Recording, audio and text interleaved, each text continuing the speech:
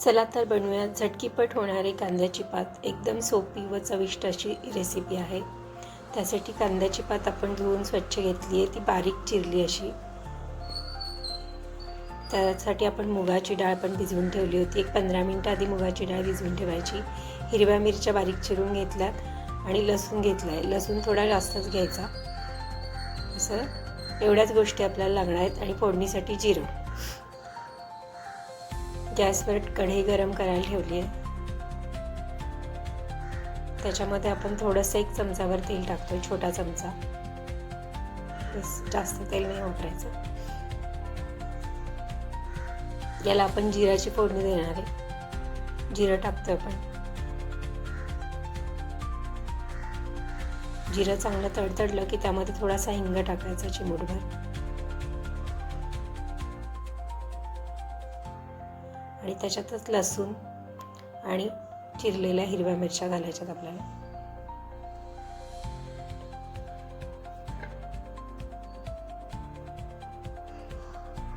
एकदम काळा नाही करायचं, थोडा परतून घ्यायचं दोन्ही. हे परतलं की त्याच्यामध्ये आपण जी कांद्याची पात चिरून ठेवली होती ती आपल्याला टाकायची.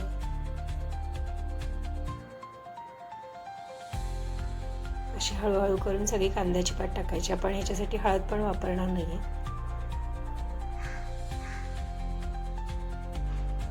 अशी सगळी टाकली की छान मिक्स करून घ्यायची.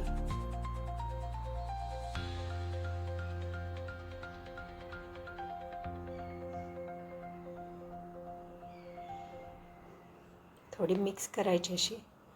आणि मग आपण जी मुगाची डाळ भिजत ठेवली होती ती आपल्याला याच्यामध्ये टाकायची.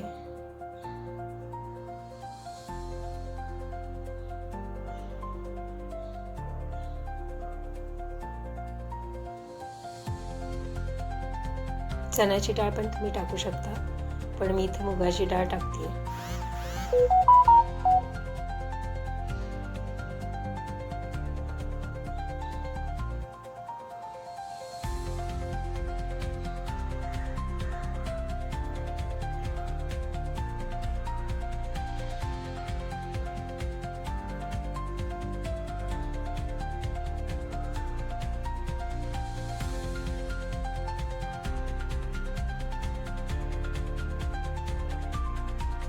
तर थोडंसं मीठ टाकतोय आपण. छान परतून घेतलं की मीठ टाकायचं त्याच्यामध्ये.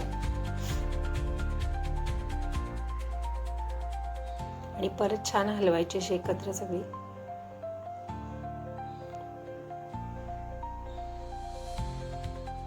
आणि झाकण ठेवून आपल्याला शिजवून घ्यायची आहे ती. 3-4 मिनिटांमध्ये छान शिजते भाजी आपली. मध्ये मध्ये वाटलं तर हलवत राहायचं तिला. छान शिजली आहे. आपण ती काढून घेऊयात आता.